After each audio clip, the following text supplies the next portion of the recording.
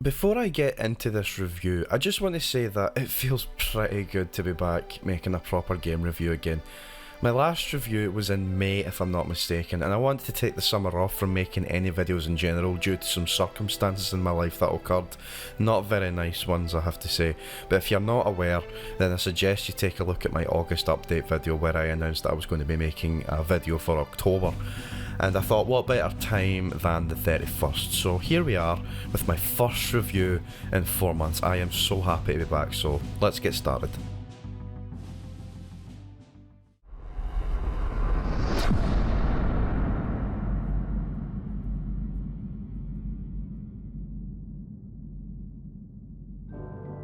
So hello again, I'm Gamer Bhoy and this is GB Reviews, where I'm kicking off with yet another Halloween themed episode. And for this video, I'm going to be following up from my last Halloween episode from last year, in which I covered the original Forbidden Siren with none other than its sequel, Forbidden Siren 2.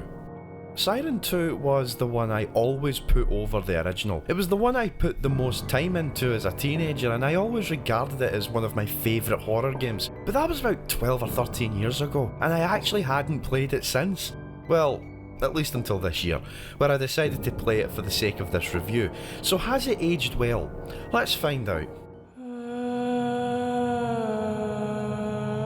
Released in 2006, and once again developed by Project Siren, Siren 2 was only published in Japan, Australia and Europe. It didn't even have a North American release. The reasons for this are not officially known, and this really confused me as the original was released in the US as well as its remake. Even the game's wiki page had an empty development and release section.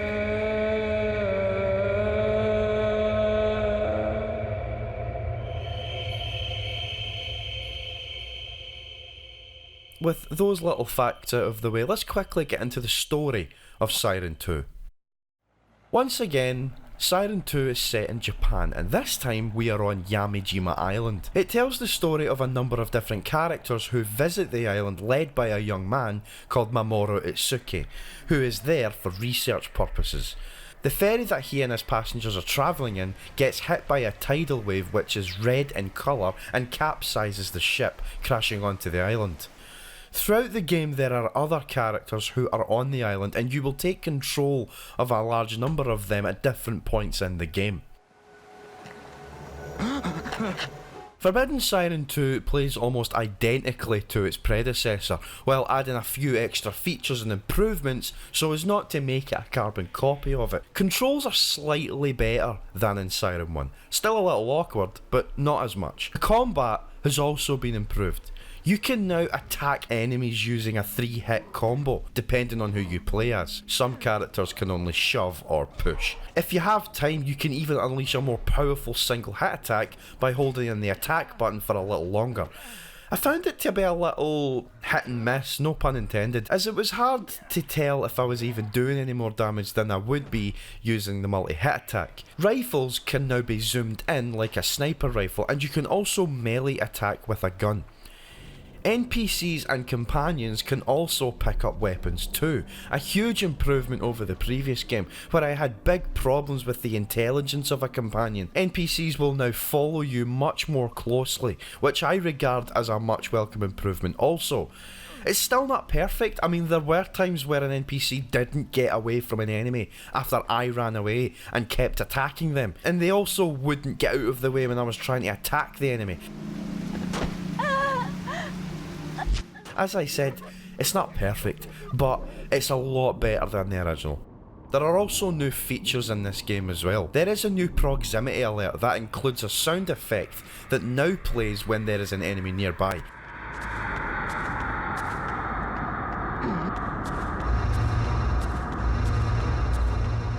This is a big upgrade over Siren 1, as it now gives you time to strategise your next move without making too many mistakes, whereas in Siren 1 there was a chance you could run into an enemy unintentionally. And I suppose it's a double-edged sword in a way when you think about it, as it eliminates a chunk of the actual scare factor in the game, but personally I prefer the sound effect. You can also crouch walk, which is a godsend for me personally.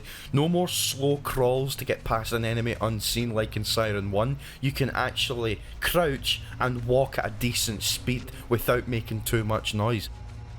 There is also a new first person mode by hitting the up button on the D-pad. I actually found this mode to be much easier at times than the regular third person mode, as it was actually easier for me to navigate the areas, and I found myself using it almost entirely throughout my playthrough, at least 80%. And while the third person mode has been slightly improved by moving the character slightly to the left of the camera, almost like a subtle over the shoulder perspective, I still found the first person perspective a little easier on the controls. The in-game menu no longer pauses the game like it does in the original. This was a welcome addition. It adds more suspense as well if you're in a panic trying to do something like reload a gun or whatever. And the map now tells you exactly where you are. Unlike in Siren 1, where when you open the map and all you can see is the map, but it's up to you to actually find where you actually are by looking at your surroundings and matching them to the shapes that you see on the map. This was kind of unique in a way, but it got tiresome after a while, and I was only happy to see a little blip or arrow on the map to say, this is you, this is where you are. All games have it. I don't know why it wasn't included in the original, but I'm happy that it's included in Siren 2, so moving on. Climbing spots are now achieved by pressing the X button. You no longer automatically climb. This removes a mistake I always did in Siren 1, and that I would sometimes climb onto higher areas when I never meant to. I found this a much welcome addition. And besides all of those new gameplay tropes and different features being added or improved on, the game itself, let's talk about that. It's pretty much presented in the same way before, where there is a link navigator that you gradually reveal more of as you play through. And there are multiple characters to play as with various different scenarios to choose from per level, giving this game, like its predecessor, a lot of replayability. That can be a good thing or a bad thing, and I'll get to that momentarily. Every mission now has a brief tutorial and synopsis on what your objectives are and the order you have to go to complete them. And speaking of tutorials, in the early stages you have to complete a short tutorial if you are introduced to a new feature. I found these very helpful and straightforward. It also took quite a while for the signature sight jacking feature to make its way back into the game. I almost forgot whether or not it was even in it, but after about 40 minutes you're reintroduced to the sight jacking feature, which has also been improved and expanded upon. Certain characters have their own unique sight jacking abilities. One character is blind and relies on his pet dog, who follows him around, to help him navigate by sight jacking the dog. It was a cute feature, but as daft as this sounds, I actually found it easier to just control the blind guy. It wasn't really that hard to see where I actually was and understand what I was looking at. All it does is blur the screen slightly, but if you know the level well enough, and now that you've got a blip on the map to show where you actually are, you don't really need the dog. Using the dog made it much more awkward to move around, which is ironic enough because he's supposed to be a dog that helps a blind guy, but the blind guy actually does a better job at seeing where he's going than the dog does, and it caused me to get killed as a result.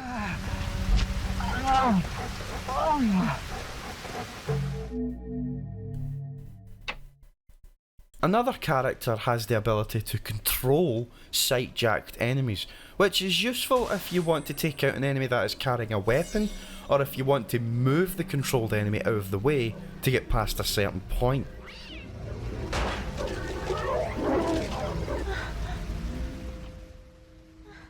And there is also another ability called a flashback, and you don't really see this very often in the game, only in a few levels, but the flashback ability is one that a particular character can find clues by sight-jacking a previous event in a certain location in the level. You can also drive vehicles in this game, although it's not a really major inclusion as much as it is just a tool to complete a certain objective, and is only really included in 1 or 2 levels.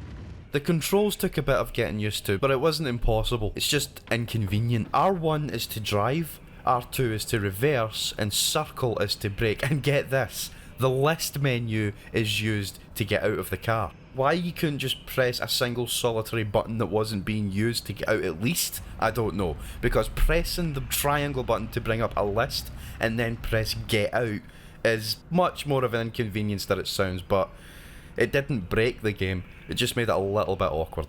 Companions make their return in Siren 2 like I just mentioned, and while they are improved over the original game just like I said as well, such as picking up weapons off the ground and following more closely, they are still a little dumb at times. There were plenty of occasions where they just got in my way while trying to kill an enemy, or they just didn't run away when an enemy encountered them, they just stood there or got stuck. Some of my mission failures were due to my companions messing up and not me. There was even an occasion where my companion wouldn't continue the mission with me and instead kept saying, "Over here, it'll get you out of there," and going back to the same spot repeatedly.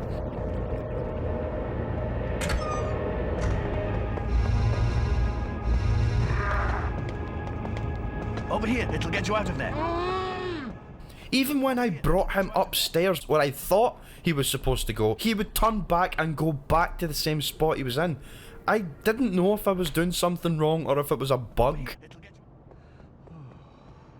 You're safe. It turned out that I was actually going in the wrong direction, but it wasn't fully clear. All in all, the NPCs are improved, just not by much. Just like the original game, Siren 2's mission structure is pretty much the exact same. After playing a lengthy portion of Forbidden Siren 1 and all of Siren 2, I now find myself fully entitled to say that I absolutely do not like this structure. It is pure, out and out padding, and at times it doesn't make any sense and really messes me up when trying to follow the story. Okay, so let me explain. Each mission has a part 1 and a part 2, and you have to complete certain objectives in these missions to unlock part 2, and it doesn't have to be the same missions either. Part 2 will often have a different objective or a different outcome, and that's the confusing bit.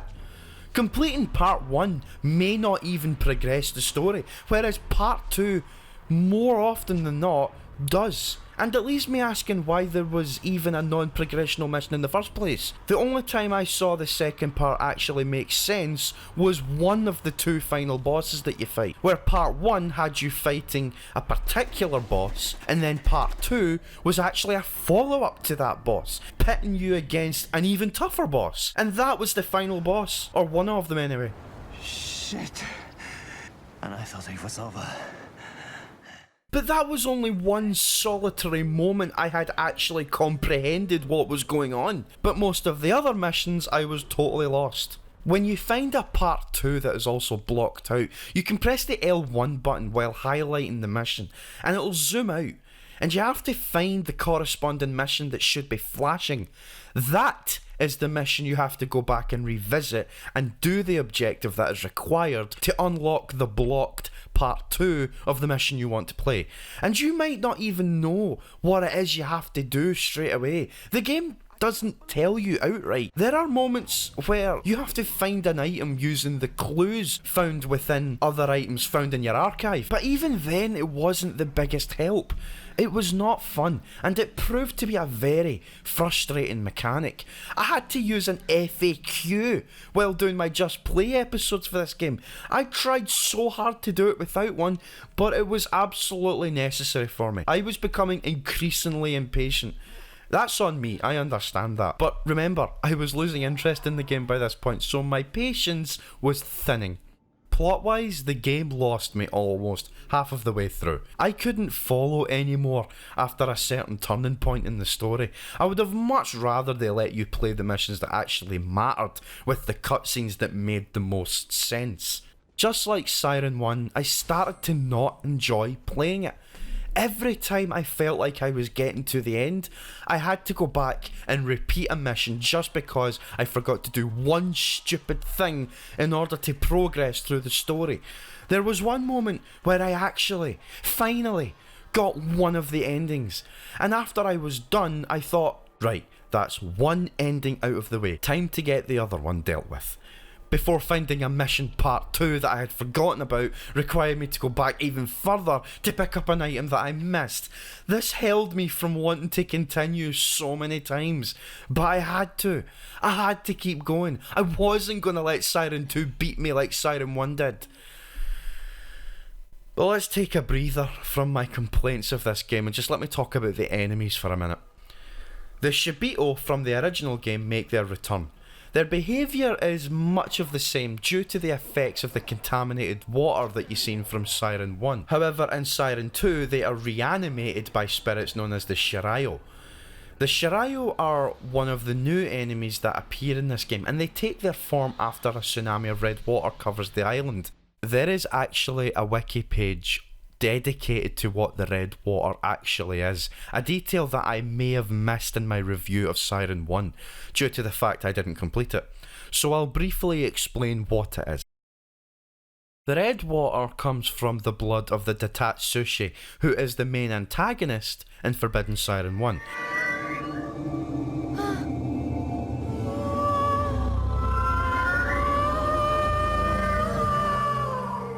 As I said, it is used to reanimate Shibitos after some time, and it is also used to regenerate the health of the player when he or she is injured. Back to the enemies. There is one new adversary which we don't see until a good chunk into the game, and they are known as the Yamebito, which translates to darkness people. They are what I would call quote-unquote elite Shibitos, in that they are much faster, smarter and more aggressive. They are also much more terrifying in appearance, and they are the one enemy in the game that made me jump out of my skin when they are first introduced, something that Forbidden Siren in general never usually did for me.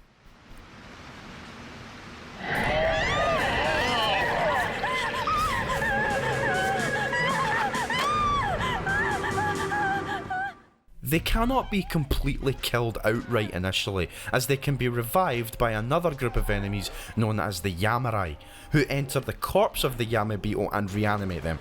Killing these little pests, these little shits, will prevent the Yamebito from waking back up.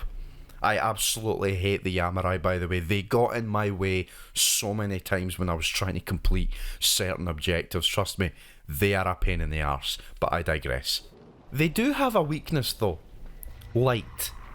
Luring them into a lit room or pointing a torch at them will prevent them from attacking you, making them vulnerable. But this only happens for a brief moment, as they will come up to you and try and hit you a few times before backing away again due to the light, so be very cautious on that aspect. With this new enemy comes new enemy types, and there are two of them that stand out, and by God they are disturbing. The Otsu Yamebito is known as a dog Yamebito and is essentially just a big head with chicken legs, but it is horrific to say the least. I remember fighting it when I first played the game and it was very unsettling to look at. 13 years later, it still doesn't sit right with me. The Ku Yamebito are another evolved type, and they are also similar to that of the dog Yamebito, except they now take the form of a large head walking on giant fingers with a torso perched above it. It's disgusting. That's all I can really say.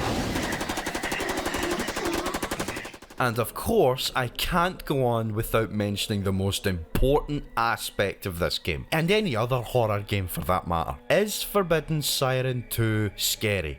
You want my honest opinion? No, it's not. Don't get me wrong, atmosphere-wise, it's absolutely terrifying. The ambience is some of the most creepy I've ever seen in any horror game. It's disturbing. But in terms of jump scares, fear, terror, anxiety, what you should be feeling when playing this, it's just not there for me. I know a scary game when I play one, and this is not scary. There was maybe 1 or 2 instances where I did jump, one of which I already mentioned, but that was it. It's more of a stealth game than anything, and just like Metal Gear Solid, bear with me here, Getting seen by an enemy only serves to make the game more difficult on you, not in a challenging way either. In other words, it's not in your best interests to get caught, especially by an armed enemy.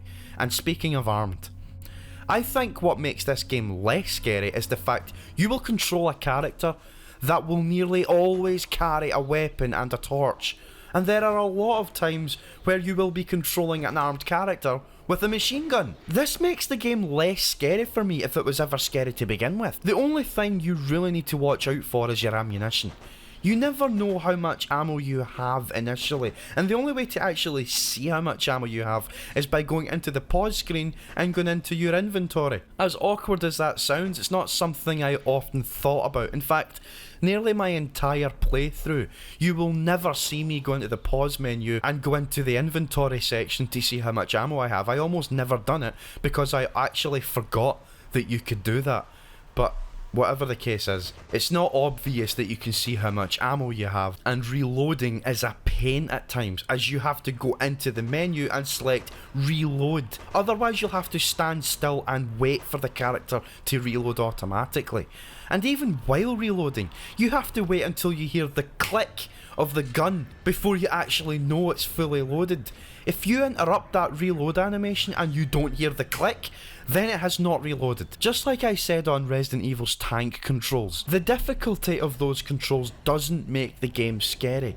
It makes it frustrating and a lousy excuse to add fear into your horror game. And this rings just as true for Forbidden Siren. The controls are, while improved upon in Siren 2, still awkward at times, as I already said.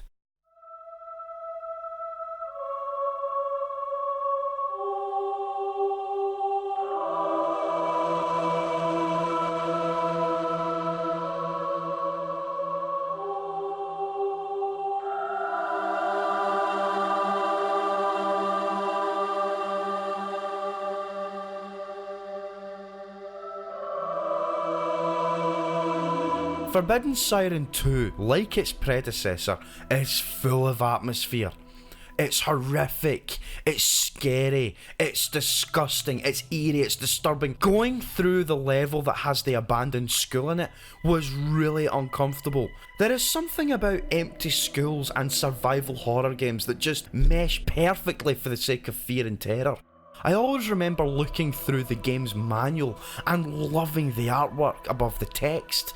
Each page had something different on it, and I loved looking at each of them. The cover of the game in general is my favourite of every Siren installment. It shows what looks like a Yami beetle with a tree in the background, but it's very faded in a way and you can't really make out what it is initially. Even the artwork on the front and back of the manual is beautifully done. I love the red and black these games show in their art style. That's a good way to put it actually. Forbidden Siren 2 is a very red and black game, and I like to look at it as the red being the colour of blood, the colour of whatever the water is made of in the story that causes these creatures to come alive, and it's also the colour of the titular siren that you see in the background throughout most of the game's levels. And the black symbolises the empty darkness that surrounds the island. Does that sound all arty-farty? I don't care. I think it's a perfect analysis on what this game looks like and how it presents itself. And it's one of my favourite things about it, if not my only favourite thing. Stu.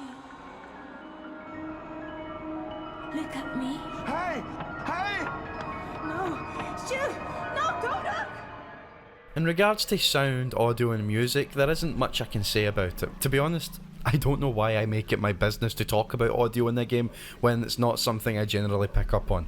But all I can say is this.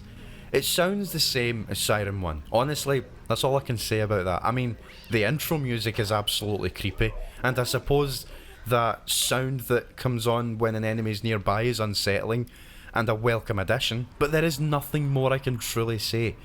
I'll be honest, I didn't play it at a very high volume at times, but when I did find it uncomfortable, especially when I got stuck and didn't know what to do.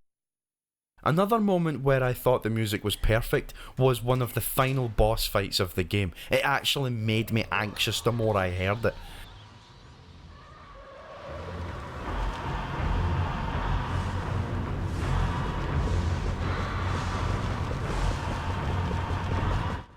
The game's music absolutely fits the tone in which Siren 2 is set in, but that's really all I can say about the audio aspects of the game.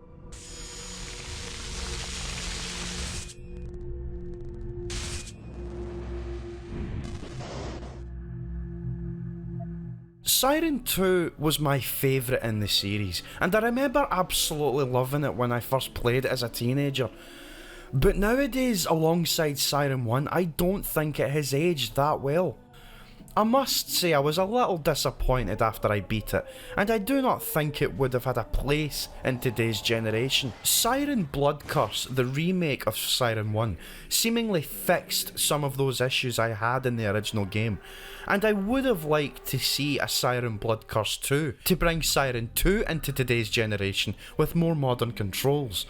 But the fact that Project Siren no longer exists and is now part of SIE Japan Studio, it's hard to imagine there being a new installment in the future. But then again, they haven't made a game since Everybody's Got VR, and their last big game was when they took part in the remake of Shadow of the Colossus. There have been no news of a new IP, so maybe there's hope, but I won't hold out, especially after replaying both games. A spiritual successor would make the most sense if there is ever going to be a Siren-esque installment in future. My biggest problem with Siren 2 was following the plot and the repetitive nature and general structure of the missions. Just like in the original, I found it very annoying that I had to go back and replay some missions in order to get as little as one single solitary item in order to unlock another mission somewhere else on the timeline. The controls, while unwieldy at times, were feasible after a while, and I got used to it. But other than that, I suppose the game was okay for its time. But I say that very lightly, as it came out in 2006. The Xbox 360 and PS3 had already arrived at this point, so I find it safe to say that Siren 2 was dated, even when it came out. Not so much in the style and atmosphere, but more so in its controls. I felt like they could have been improved a little more, to be a little more tighter than the original. Like I said, it was improved, but not by much. I mean, this is spoiler territory I suppose, but I'm going to talk about the final boss of the game. It should have taken me in hindsight about 10 to 15 minutes. The length of time it actually took me was an hour. And the reason it took me an hour was not only because I was still trying to learn the pattern of the boss, but doing certain things, because your animations are so slow, it took even longer to do the stuff I was trying to do. There was a part where I finally got it. I finally knew what it was I had to do to beat the boss. And I'm just going to come out and say it. I had to throw this item that I had at the boss after hitting it after a few times, and you had to do this once with each of the two characters you control. One of the characters would automatically stay perched above this cliff, and he was the last person I had to use to defeat the boss. So what I had to do was use the character on the ground to knock down the boss, and then once I had done that, I had to use the other character perched on the cliff to jump down and hit the final blow, essentially. When I tried to do that the first time, I should have had it done right there and then. What was a 45-minute fight could have been done by then, ended up turning into an extra 15 minutes, because when he fell off of the cliff, the animation of him falling down, trying to get back up, the agonising wait that it took for him to get back up while this enemy was wriggling around on the ground, it was frustrating to watch. And by the time I got to her, she disappeared, and I had to do that again, and it took an extra 5 or 10 minutes because the enemy's pattern was so random, and it really frustrated me. And that's what I'm talking about in regards to the controls. They're too slow. They're far too slow, and it doesn't make the game more scary, it makes it more frustrating. It makes it so frustrating because you're sitting there waiting on these stupid animations to end. And that's why I say, when this game came out in 2006, it hadn't aged well. In 2003 or 2004 or whenever Siren 1 came out, that was fine. It was the first of the series, and the second one should have been tweaked a lot more than it already had been. So yeah, that's my final complaint, I guess. I decided to look at how other outlets thought of Siren 2, and it surprised me to see that even back then, it got a good to great score. The game wasn't bad, and the game wasn't amazing. I found the reviews to be quite fair, to be honest. But I think I've destroyed the legacy long enough. I don't hate the game, I really don't. I just think it has aged poorly, and there are much better survival horror games out there today. And I don't think I'm going to go back and play a Forbidden Siren game ever again. I think I've had my fill after playing the first one last year and just not liking it to the point of quitting out early, to playing Siren 2, and still, even though I liked it a lot more than Forbidden Siren 1, it's not a lot to say considering I still had much of the same frustrations I had in Siren 1. So I probably will never go back to playing any of these games again, they just haven't aged well. But that's all I'm going to say about that. And if you like Siren 2, then I do apologise. Everyone's entitled to their own opinion. If you love it, then I guess I get it. I guess the controls and the way the game plays, maybe that's something you really enjoy and it makes you more anxious the more you play it. And that's another thing, maybe you are scared in this game. I'm not trying to sound like an elitist by saying that I know this game better than you, so I have a right to this opinion. No, I'm not trying to say that. I just feel like I've been betrayed by my own memory of this game, where I used to think that it was amazing and that I absolutely loved it and it was the best horror game I had ever played. But what I hadn't realised is that I've played so many better horror games than this. Do you know what I mean? Siren 2 didn't scare me. I know what a horror game sounds like and I know what a horror game does, and Siren 2 didn't do it. And I wanted it to so bad. I jumped maybe twice. I jumped twice and that was it. But that's that. Do you know what? I'm done. I'm actually done. So yeah, like I said, I'm not trying to tarnish the game as it is. If you like it, then that's fair. But that's all I'm going to say about that. And I want to thank you for taking the time to watch this video. If you watched it all the way through, brilliant. If you liked it, then even better. And yeah, it feels so good to be back in front of a microphone talking about a game. Now, I know that I was doing monthly game reviews. Whether I'm going to go back and do that immediately, I'm not too sure. This was just an itch I really needed to scratch. I really needed to go back and make another game review. And I've finally done it. Hopefully I've done it in time for Halloween as I do this voiceover. It is currently the 18th of October 2019. It should be out by the 31st. But I digress. Thanks very much for watching this new episode of GB Reviews. This has been Gamerboy talking to you on GB Gaming, where video games come first. If you liked the video, give it a thumbs up. If you didn't like the video, then give it a thumbs down. Maybe give some feedback. If you want to see more, then click the subscribe button. If you want to be notified after being subscribed, then click the bell icon. If you don't want to do any of that, then it's not a big deal.